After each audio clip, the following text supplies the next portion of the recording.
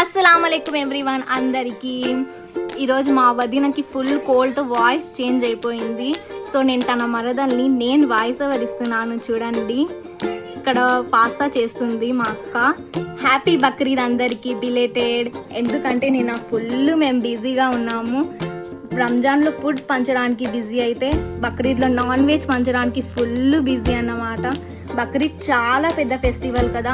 Morning నుంచి మా అన్న పిల్లలు అందరు ఫుల్ బిజీగా ఉన్నారు నాన్ వెజ్ పంచడానికి.